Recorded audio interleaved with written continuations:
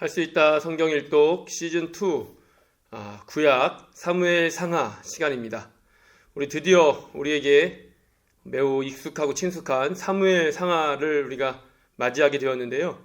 이 시간들을 통해서 우리가 익숙히 알고 있었던 그런 내용들 뿐만 아니라 하나님께서 무슨 말씀을 하시려고 하는지 그런 것까지도 같이 생각하면서 잘 읽어내시는 여러분 되시기 바랍니다. 우리 사무엘 상하는 원래 예전에 구약 성경에서는 하나였습니다. 사무엘 상하, 열왕기 상하. 그런데 우리 지난번에 말씀드렸던 70인여 또 그 이전에 우리 라틴어로 된 벌게이트라는 성경 그 시대부터 나뉘어서 기록이 되었기 때문에 우리는 그런 전통으로 지금 나눠서 대부분의 전통이 그렇죠. 그래서 대부분 그렇게 나눠서 있지만 예전에는 한 개의 성경이었다라는 것을 또 잘 아시고 같이 읽으시면 좋을 것 같습니다. 우리가 사무엘 상하를 읽으면서 가지고 있어야 할 질문들이 세 가지 정도 있습니다. 이런 질문들을 계속 기억하시면서 사무엘 상하 전체를 읽으시면 좋을 것 같습니다. 첫 번째로 이스라엘에 어떻게 왕정이 출현하게 되었는가?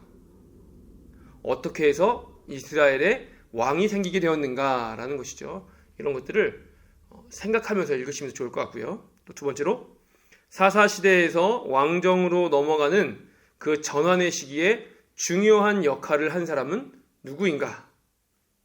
사람일 수도 있고요. 하나님일 수도 있고요. 누가 중요한 역할을 했는가? 또 세 번째로 이와 같은 국가적인 큰 변화 속에서 내재된 그 속에 들어있는 하나님의 목적은 무엇인가? 이 정도를 계속해서 염두에 두시면서 읽으시면 조금 더 사무엘 상하의 목적과 또 이야기 되어지는 흐름을 잘 파악하실 수 있을 것 같습니다. 우리 시간에 사무엘 상하에 이스라엘의 대적으로 나타나는 나라에 대해서 살펴보려고 하는데요. 물론 여러 나라가 있죠. 그러나 대표적으로 블레셋이 있습니다. 이 블레셋은 지독하게 이스라엘을 괴롭힌 나라고 사무엘 상하에 가장 많이 등장하며 가장 강력한 힘을 가진 나라입니다. 이 블레셋에 대해서 잠깐 말씀드리면 해양 민족, 우리 이스라엘이 있으면 이스라엘 서쪽이 지중해죠. 지중해 한 가운데쯤에 에게해라고 있습니다. 에게해라는 바다, 그 근처에 살거나 그 밑에 크레타 섬, 우리 성경에는 그레데라고 되어 있는데 크레타, 그레데 섬을 중심으로 모여있던 해양 민족들이 이주해서 팔레스타인 땅까지 오게 된 것이죠. 그리고 그들은 철기 문화를 가지고 있었습니다. 나라가 크지는 않았지만 철기 문화를 가지고 아직 철기 문화에 익숙하지 않은 혹은 철을 재련할 줄 모르는 많은 나라들보다 그래서 나라는 작았지만 강력한 힘을 가질 수 있었죠. 철기 문화가 발전했거니와 또 철을 만질 수 있는 그 능력이 있는 기술이 있는 나라이기 때문에 혹여라도 그런 것들을 발견했다면 블레셋에 가서 주조를 한다든지 여러 가지 만드는 것들을 도움을 받았다고 합니다. 그리고 블레셋 하면 하나님의 법궤를 빼앗아간 나라이죠. 우리 지도를 한번 보시면 에게해가 어디 있는지, 크레타 섬, 그레데 섬이 어디 있는지, 그리고 이스라엘은 어디 있는지 한번 지도를 확인하시고 저기서 이쪽으로 왔구나라는 것을 한번 확인하시면 좋을 것 같습니다.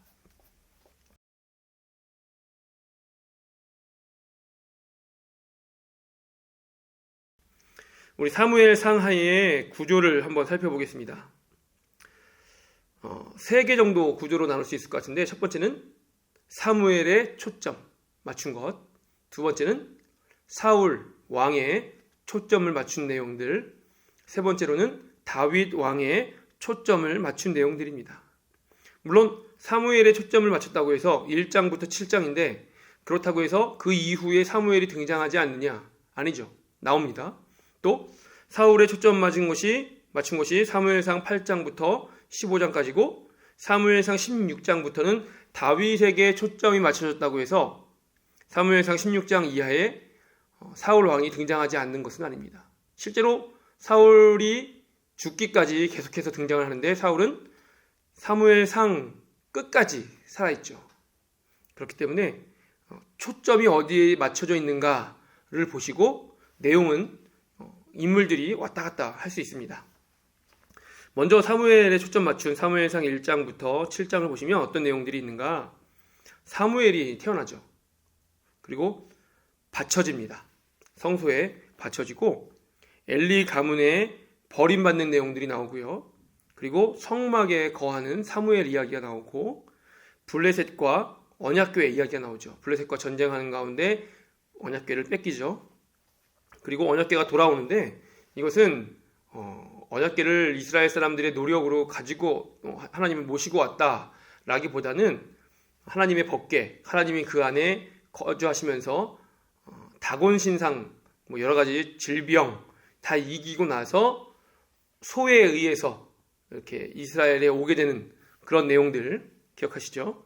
그리고 사무엘의 사역이 시작되는 부분, 이런 것들이 사무엘상 1장부터 7장까지 등장합니다. 사무엘상 8장부터 15장까지는 사울에 초점을 맞춘 내용인데요. 사람들이 왕을 요구합니다.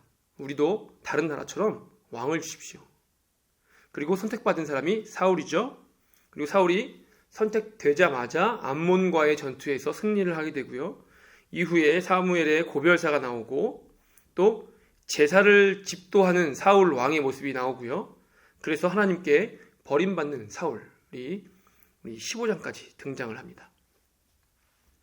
사무엘상 16장부터 사무엘하 끝까지 24장까지는 다윗에게 초점이 맞춰진 내용인데요. 먼저 기름 부음을 받는 다윗의 내용이 나오고요. 또 다윗과 골리앗 내용이 나오고 사울에게 고난받는 다윗의 내용이 나오고요. 다윗과 블레셋, 다윗이 블레셋에 망명을 하죠. 그리고 시글락 사건이 있고요. 사울의 죽음, 길보아 산에서 블레셋과의 전투에서 죽죠. 또 다윗의 통일 왕국이 됩니다. 그리고 다윗이 언약궤를 우리 예루살렘이 다윗 때에 와서 정복이 되었습니다. 우리 지난번에 우리 가나안의 7 족속을 얘기하면서 여부스 족속을 한번 말씀드렸었는데 여부스 족속이 예루살렘에 거주하는 족속들인데 예루살렘은 다른 곳보다 좀 우뚝 솟아 있어서 요새 같은 곳이라서 정복하기가 쉽지 않았는데 다윗이 예루살렘을 정복하고 그것을 수도로 삼았죠. 그리고 나서 다윗 언약을 하나님께서 주십니다. 내용은 다윗이 신실하고 하나님을 잘 섬기기 때문에 대대손손 너에게서 왕위가 떠나지 않을 것이다. 이런 내용이죠. 그리고 나서 다윗이 밧세바를 취하고 그로 인해서 다윗 가정에 불행이 찾아오게 되고요. 말년에 인구조사를 하는 것이 다윗에게 초점이 맞춰진 사무엘상 16장부터 사무엘하 24장까지의 내용입니다. 우리 사무엘상하의 주요 내용을 살펴보려고 하는데요. 이 주요 내용을 신학적인 관점이라기보다는 우리 앞에서 구조를 나눈 것처럼 사무엘, 사울, 다윗으로 나눠서 조금 더 자세히 들여다보겠습니다. 먼저 사무엘입니다. 한나가 등장을 하죠. 한나는 아기를 낳을 수 없는 사람이었습니다. 그래서 기도를 하는 중에 저에게 아들을 주시면 하나님께 아들을 바치겠습니다. 그렇게 서원을 했는데 진짜로 아들을 낳게 되었고 한나가 사무엘을 하나님의 성소에 바치게 되죠. 그리고 나서 하나님께서 사무엘을 쓰시기로 작정을 하시고 엘리 집안이 버림을 받은 일들, 그런 것들이 등장을 하고요. 그 다음에 사무엘이 대신 엘리를 대신해서 하나님께 사용되어지는 그런 것들이 나옵니다. 그리고 이스라엘을 블레셋으로부터 구원하고 영적 대각성 집회를 여는 장면이 우리 사무엘상 7장에 나오는데요. 그것이 바로 에벤에셀에서 있었던 이야기죠. 그리고 나서 왕을 요구하는 이스라엘 백성들에게 사무엘이 기름 부어서 사울을 왕으로 세웁니다. 사무엘의 역할은 그 전까지는 이스라엘의 전반적인 사사, 최근엔 사사가 아니라고 하지만 사사의 역할, 왕의 역할, 선지자의 역할, 제사장의 역할, 그러니까 전반적인 리더였는데 이제 왕이 세워지고 사무엘은 영적인 지도자의 역할로 그 역할이 축소됩니다. 아마 이 사무엘의 왕에게 하는 영적 조언하는 역할이 앞으로 있는 왕궁 예언자, 뭐 나단이라든지 이런 선지자들이 있죠. 이런 왕궁 예언자의 롤 모델이 되는 것 같습니다. 그리고 두 번째로 사울입니다. 사울은 베냐민 지파죠. 베냐민 지파인데 우리가 조금 더 들여다보면 기브아 출신입니다. 베냐민 지파의 기브아 출신. 사실 우리가 그 사사기 말미에 나오는 그 기브아 그 유다 사람의 첩을 이제 범하고요. 그러고 나서 이제 그 유다 사람이 그 첩을 토막 내서 각 지파에 보내는 사건이 사사기의 가장 맨 끝에 나오지만 사실상 시간 순으로는 어디에 있는지 우리가 정확히 알 수 없습니다. 그렇기 때문에 이 바로 앞이다 라고 말할 수는 없는데, 어쨌든 그 당시에 이 기브아 사람들, 베냐민 사람들 중에서 살아남은 사람 중에 하나가 사울이라는 것이죠. 몇 명 살아남지 못했는데요. 제가 500명 정도 살아남은 것으로 기억을 하는데 그 500명 중에 한 명이었던 것 같습니다. 지금 베냐민 지파 중에서 기브아 출신이라는 것이죠. 그리고 사울이 왕이 된 배경 중에 하나는 하나님 보시기에 합당한 사람이기도 했지만, 그러나 성경이 설명하는 것 중에 하나는 그 외모가 출중했고 키가 다른 사람보다 머리 하나는 더 있다, 이렇게 설명하고 있습니다. 그때는 몰랐지만 다윗이 왕이 될 때에 보니까 어떤 복선과 같은 것임을 우리가 알 수 있습니다. 왕이 된 사울은 하나님께 순종을 하고 하나님의 능력으로 암몬과의 첫 전투에서 승리를 하게 되죠. 그리고 그 이후에 사울은 교만하게 되는데 두 차례의 대표적인 불순종이 있습니다. 첫 번째는 사무엘이 길갈에서, 물론 이제 급하니까 그랬겠지만 사무엘이 올 때까지 기다려야 되는데 기다리지 않고 사울이 직접 제사를 집도해 버리죠. 하나님 보시기에 큰 죄였습니다. 두 번째는 아말렉과의 전투에서 아말렉을 진멸하라고 하나님 말씀하셨는데 사울은 자신이 보기에 좋은 전리품들을 취한, 순종하지 않는 모습들을 보여주죠. 그 이후에 사울은 하나님께 버림을 받고요. 악신이 들립니다. 이 악신을 어떻게 치유합니까? 다윗이 선별되어서 다윗의 연주로 인해서 치료를 했었고, 또 아이러니하게도 그 다윗을 평생 질투하며 죽이려고 따라다니는 것이 사울의 삶이었습니다. 하지만 우리가 성경을 볼 때 사울만 다윗을 싫어하고 사울의 아들 요나단 혹은 사울의 딸, 물론 다윗을 엮어두려고 한 거였지만 미갈은 정말로 다윗을 사랑하게 되죠. 그래서 사울이 다윗을 죽이려고 할 때마다 그 고비마다 요나단이 도와주고 미갈이 도와주고 해서 목숨을 건지는 일이 한두 번이 아닙니다. 그러다가 블레셋과의 전쟁에서 길보아 산에서 전사를 하게 됩니다. 세 번째로 다윗입니다. 형들은 모두 준수한 외모를 가지고 있어서 사무엘이 기름 부으려고 할 때마다 왕같이 보였는데 하나님은 외모를 보지 말라라고 말씀하시죠. 그리고 막내 다윗이 왔을 때에 별로 그렇게 왕 같은 모습은 아니었지만 하나님은 다윗을 왕으로 선택하십니다. 이전에 사울이 왕이 된 요소 중에 하나는 외모가 분명히 있었고요. 사무엘도 다윗의 형들의 외모를 보고 반했지만 사실 하나님이 보시는 것은 외모가 아니라 내면이었던 것이죠. 하나님이 이렇게 말씀하십니다. 그의 용모와 키를 보지 말라. 사람은 외모를 보거니와 나 여호와는 중심을 보느니라. 다윗은 굉장한 악기 연주 능력자였고요. 또 전투 능력이 상당한 사람이었습니다. 골리앗과의 전투가 있었고 그곳에서도 다윗이 얼마나 용맹한 사람인지를 알 수 있고요. 그 이후에 이제 사울의 질투를 받아서 유대 광야의 도피 생활을 수없이 하게 되죠. 그러다가 그 모든 어려운 시간을 끝내고 헤브론에서 남유다의 왕이 되어서 7년 6개월 동안 다스리고 이제 온 이스라엘을 설득을 하게 되어서 전체의 왕이 되어 예루살렘에서 33년을 다스리게 됩니다. 총 40년 동안 통치하게 되죠. 그리고 나서 언약궤를 예루살렘으로 모셔오게 되죠. 그리고 나서 또 성전을 건축하고 싶었지만 하나님이 말리시고 성전 건축 준비만 하게 됩니다.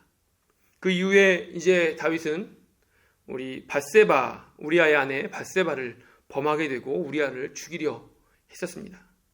이 사건으로 인해서 다윗의 말년에 두 가지 씻을 수 없는 큰 사건이 벌어지는데요. 또 하나는 암논이 이복 동생인 다말을 범합니다. 그래서 다말의 친오빠인, 엄마가 같은 오빠인 압살롬이 암논을 죽이게 되고요. 그로 인해서 압살롬이 다윗의 앞에 나아가지 못하고 도피 생활을 하죠. 멀리 떨어져 있습니다.